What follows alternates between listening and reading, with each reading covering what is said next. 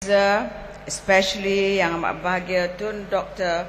Mahathir Mohamad, for giving me this honor to be a panelist at this conference.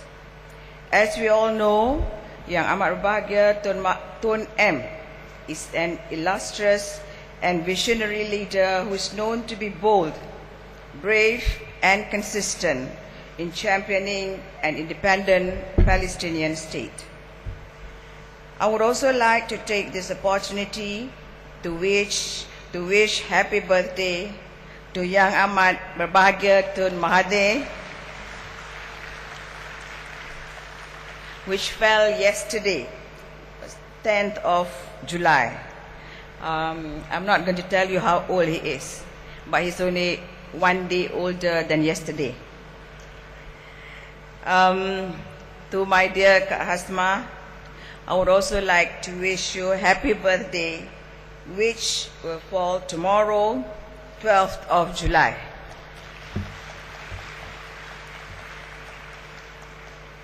Ladies and gentlemen, I'm deeply honored and privileged to be here commemorating together with all of you the spirit of the fallen heroes of the Freedom Flotilla who bravely gave their lives in pursuit of humanity and peace. This august gathering is to honor their sacrifice and our testament that their passing will not be in vain. They spur us to forge ahead with greater vigor to lend assistance to the needy and helpless people of Palestine. The tragedy of the Freedom Flotilla should stand as a stark reminder for humankind on the harm that unrestrained state belligerency can cause to humanitarian aid and the process of peace. The Freedom Flotilla was carrying aid shipment for the people of Palestine. The Israeli attack on a civilian vessel in international waters, which resulted in 9 deaths and over a dozen injured, was not only unjustified, but also illegal. Repeatedly, Israel has been unyielding to the demands from the international community to allow the desperately needed aid and relief to reach the people of Palestine. The naval and land blockades not only isolate them from the international community, but also violate international conventions and blatantly disregard their human rights. Human security, an integral part of human existence, and which protects the vital core of all human lives in ways that enhance human freedom and human fulfillment, is almost non-existent or not respected in Palestine. The people suffer perennial insecurity from physical harm as well as scant political, social, environmental, economic, military, and cultural security that together give people the building blocks of survival, livelihood, and dignity. In this conflict, the Palestinians are the major casualty, in particular, women, children, and the elderly. The fallen heroes of the Freedom Flotilla have reminded the world that it must acknowledge the sufferings of the Palestinians. For more than 60 years, they have been persecuted in their own homeland. Not only have they lost their ancestral land, but also their right to live in dignity, in freedom, and in peace, the very principles enshrined in the United Nations Charter and the Universal Declaration of Human Rights. Ladies and gentlemen, what next?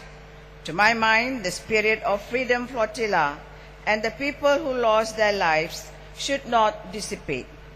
The spirit must live on and continue to inspire others to forge ahead through peaceful means to assist the people of Palestine.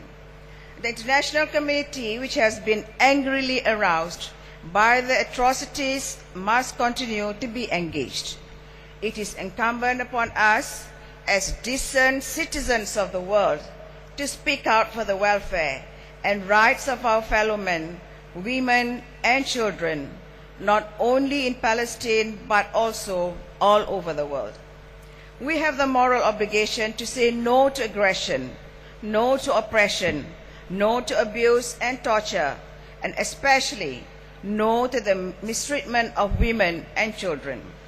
It is in this spirit that I suggest relentless pursuit of 7 actions.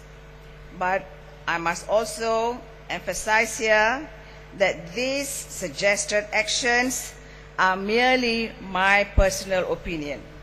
Nobody influenced me. Firstly, it is crucial that the border crossings remain fully open to ensure continued and uninterrupted supply of much-needed international humanitarian aid and unrestricted access to medical personnel, activists, volunteers, and most of all, family members who have been forcibly separated by the siege and occupation. As a wife, it is extremely painful to see husbands and wives torn apart and deprived of tender, loving care. And as a mother, it is heart-wrenching to see the prolonged suffering of innocent children growing up without parental love and attention, while the frail elderly men and women who have been deprived of a decent past continue living with their dismal future. Like any other children around the world, Palestinian children too deserve the right to education, health care, clean water, safety, comfort of a decent home and family as subscribed under the International Convention on the Rights of the Child and other similar conventions.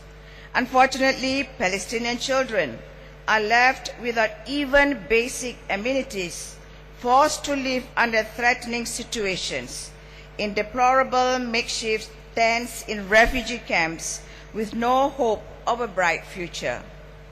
When they should be happy, filled with laughter, kindness, and love, instead, these children suffer pain, fear, and sense of helplessness, which in all likelihood may sow the seeds of hatred, resentment, hostility, and aggression. With that bleak state of affairs, the only option is to continue our efforts to end the siege and to also earnestly help commence the restoration process and reconstruction of infrastructure that have been destroyed, namely schools, hospitals, electric power plants, freshwater treatment plants, and others. Above all, we must provide Palestinians with proper homes so they can lead a normal and decent life. Secondly, I believe that we should continue with other aid initiatives similar to the Freedom Flotilla. Such initiatives will bring the attention of the world to the inhumane conditions in Palestine. These humanitarian initiatives must be sustained and concerted in order to ensure that it is impactful. In this regard, I would like to appeal to various NGOs and charity organizations to continue providing humanitarian assistance to Palestine to ensure that much-needed assistance is made available to Palestinian territories under siege. We must continue to draw attention to the problem by making it an issue that the world cannot and must not ignore. It was reported today in the newspaper that Israel is again trying to stop yet another aid ship from reaching Gaza. Nevertheless, I believe this should not deter us from pursuing our endeavor for the Palestinians. Thirdly, I believe that there is widespread disappointment on the inability of the states and international systems to negotiate an acceptable solution. Perhaps due to this reason, the people factor has become more prominent. The Freedom Flotilla is a clear manifestation of that collective international voice which will no longer tolerate abuses, any form